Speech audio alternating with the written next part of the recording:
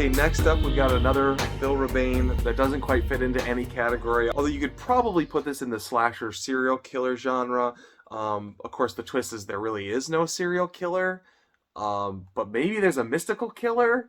This is one of those movies that has a twist on top of a twist on top of a twist at the end because you could tell nobody really had a good twist for this movie. And Bill Rebane, if you watch him in the extras, like they ask him about The Game, and he's like, "Oh yeah, that movie was a brain fart. It's some people's favorites, and I don't know why."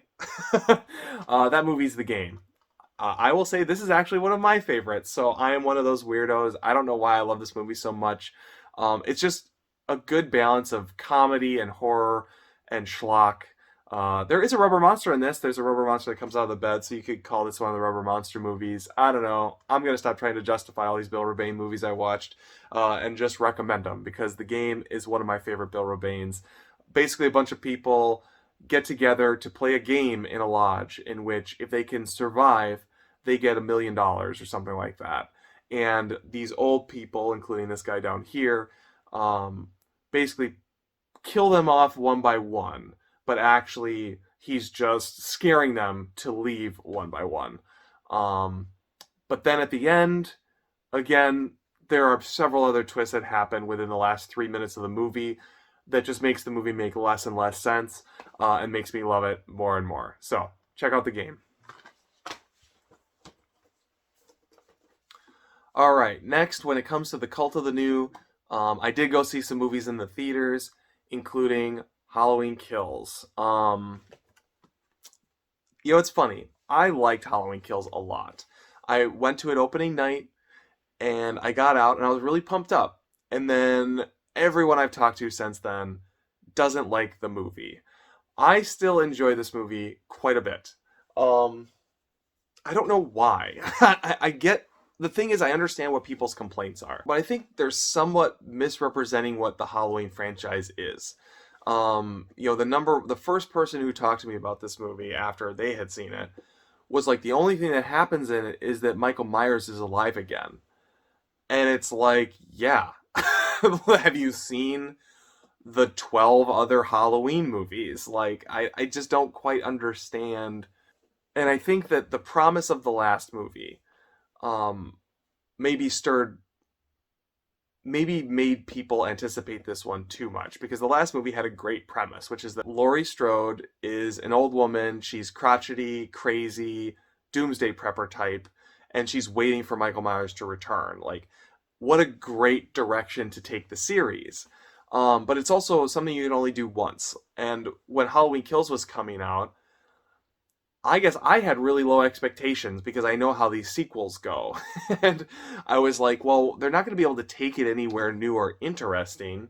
So I wasn't expecting much. I was expecting it to be kind of shitty. And in watching the movie, I was pleasantly surprised by the narrative. I thought that, the idea that Haddonfield is slowly kind of losing their minds and going hysterical made for a nice twist. A twist that's been done before in Halloween, but not really to this extent or with this seriousness. And so for me, that was a pleasant surprise. I was impressed that they were able to take it into a direction that I wasn't expecting. I thought the characters were fine. They weren't the best characters, but they were interesting enough. The humor in it was annoying, but it was annoying in the first movie also, and people seem to kind of forget about it then. So I don't know really what they were expecting. I think the bottom line is, I went in with very low expectations and was pleasantly surprised, and a lot of other people went in with very high expectations, not understanding that this was, Halloween 50, and there's only so many places you can go with this franchise. So I recommend Halloween Kills if you didn't see it. Just don't go in expecting Empire Strikes Back. I think it's very legitimate to criticize the plot of this movie because there really isn't one. But the narrative is interesting. The characters are fine. The kills are good. It's a solid Halloween movie as far as I'm concerned. Okay, so now we're on to the movies that inspired me to do a week of just serial killers. I always really liked these movies, and I haven't revisited them in a really long time, and so I wanted to do it now. So the very first marathon I did this month was Hannibal, and all the movies involving him. So first up, we've got Hannibal with Julianne Moore and Anthony Hopkins. I'm honestly not sure if people like these movies or not. I love this movie, and I can't even really tell you why. Obviously, it's a completely different film than Silence of the Lambs, and later they went back to the Silence of the Lambs formula with Red Dragon, but there's something operatic about this horror film that I really, really like. It's got an incredible soundtrack. Visually, it's Ridley Scott just after Gladiator, so I mean, he's at the top of his game. I think that the script probably could use some work, but I don't know. I find it really appealing, the idea of all these different people on this manhunt with competing priorities, all trying to get to Hannibal Lecter. And I really like Clarice Starling in this, even though it's not played by Jodie Foster. The idea of Julianne Moore playing an older, hardened, a little bit not defeated by the system, but much more aware of the system that is kind of working against her, I think is very effective. And not to say that Jodie Foster didn't understand that the system was working against her in the first Silence of the Lambs, but in this, she has lived that experience for a lot longer, and she can articulate it, identify it, and fight against it with much more animus than she did in the first movie. And, I mean, all of that is undercurrent in this movie, but it's still there, and I thought I was impressed upon rewatching it, how effective Julianne Moore's performance is in this, because I'm actually not a very big Julianne Moore fan, and of course Jodie Foster, is everyone's Clarice Starling, I think. But yeah, lots of great gore, lots of great scenery chewing by Anthony Hopkins, beautiful scenery because a huge chunk of this movie takes place in Florence and is shot in Florence. Well worth your time if any of that appeals to you. Solid entry in the serial killer genre, and almost Euro horror in a way. This movie, for some reason, reminds me of European horror films. I'm not exactly sure why, but I always get that feeling when I watch this movie. All right, since I went into that genre, I did dig into Hannibal Rising as well. This is a movie that I never liked, and upon rewatching it, I still don't like it. Although it was better than I remembered, which I guess is saying something. It's interesting that how this franchise worked out because, there was Silence of the Lambs, and then Dino De Laurentiis got to follow it up with Hannibal. And then Hannibal bounced back to Red Dragon and is very much in the style of the Jonathan Demme Silence of the Lambs. And then after that, we went to Hannibal Rising, which feels like a shitty a shitty prequel to Hannibal. So it's almost like they're two different franchises. We got Hannibal and the prequel Hannibal Rising, and then you've got Silence of the Lambs and the prequel Red Dragon. But all told, this is a movie that, I don't know, don't watch it. It's Hannibal as a young man. I really don't see how this person becomes Anthony Hopkins down the road. Maybe a version of Hannibal, but not the Anthony Hopkins Hannibal.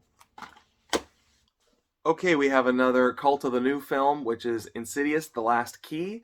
I had seen the first three Insidious movies. I probably need to rewatch them because it's been a couple of years. I did them for a Halloween marathon probably 4 years ago, and either The Last Key hadn't come out, or it was like out of theaters and not on home video or something like that. Either way, I didn't watch it at the time for whatever reason, so I went back and watched it here. I think that, I don't know, for Insidious 4, it's not terrible. The first half hour is very grueling because it's like flashbacks inside flashbacks. Lynn Shay in this gives a performance that's adequate, and she's written adequately, but she just doesn't have that much to offer, in my opinion. The whole film feels very paint by numbers. All the elements are here to create a solid Insidious movie with, I guess, compelling characters, but it just feels like formula, and that's kind of it. So overall, pretty disappointing. Although I will say the last hour sold me on this, whereas the first half hour, 45 minutes, I was constantly checking my watch to see how much this movie had left on it. So for what that's worth, if you get through the first half, the second half does improve quite a bit. Another Cult of the New movie, which was part of a triple feature I watched that fits into partially the Cult of the New category and partially foreign horror category. I watched The Invisible Man.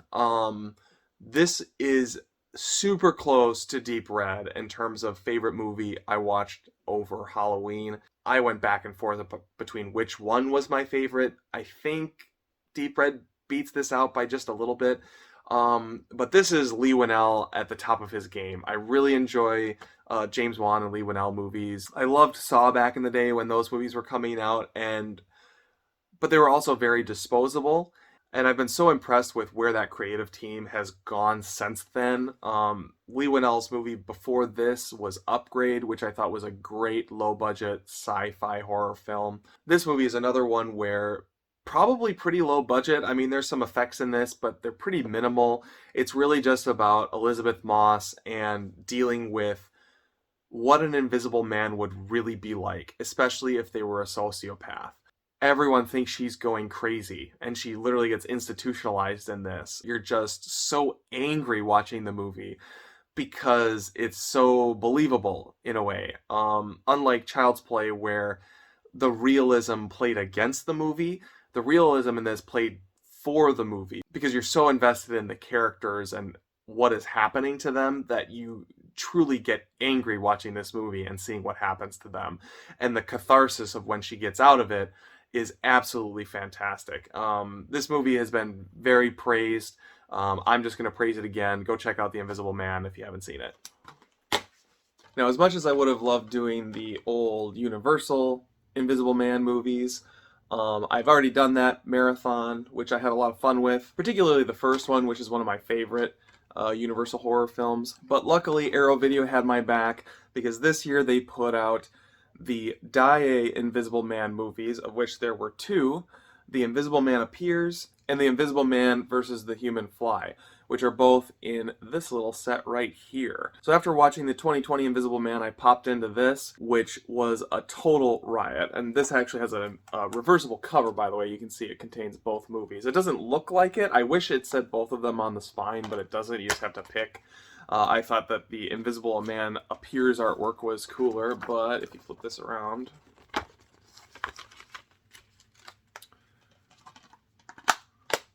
you have the Invisible Man versus the Human Fly on the other side. If you want to know how not to be an Invisible Man, watching these movies, particularly The Invisible Man Appears, is probably a great case study, because the whole point of becoming invisible in this is to steal diamonds, but whenever he walks into a room with the diamonds, he says, "Hey, I'm the Invisible Man, try and find me." And of course, everyone's alerted to his presence, and over again, he fails to actually steal the diamonds. So it's kind of a silly little movie, more of a heist movie with an Invisible Man than just a straight up Invisible Man movie. And then The Invisible Man versus the Human Fly is actually more of a murder mystery that involves a man who can shrink down to the size of a fly and then somehow fly around, which is pretty laughable. It's literally just a little man on a string with a fishing pole dangling around, which is kind of funny. But again, the only person who can catch him is an Invisible Man, which of course is ridiculous. Like, no real reason for either of these movies to have an Invisible Man other than it's just kind of an element of a different story that they're already telling. Both of these movies are a total ride. If you haven't seen these, I do recommend definitely checking them out. I wouldn't even say that they're so bad that they're good. The Invisible Man Appears in particular is actually probably a better Invisible Man sequel than any, or at least most, of the Universal Invisible Man sequels. Not as good as the original, not as good as 2020, but actually pretty solid compared to what some of the other Invisible Man sequels have to offer. So back in the category of Cult of the New, the next movie is Lake Placid Legacy, which was not good. I'll be straight with you guys. I actually watched all the Lake Placid and Anaconda movies because they cross over last year, and this is the only one that I didn't watch because it's technically a reboot. Last year I actually did all giant monster movies, which was a lot of fun. Even though these were terrible, I did decide to go back and check this one out. I would say this is actually, I mean, in some ways it's better. It's more watchable than some of the Lake Placid sequels. But the other ones are like so terrible that they're kind of funny. You get Robert Englund in some of the later ones, so like there's a little bit of a cheese factor to them. Whereas this is played more straight. The characters are really annoying and Not as fun of a watch, but probably a better movie. Either way, I don't recommend it, so don't watch it. I'm sure you probably won't, and are probably wondering why I watched it. Next up, we have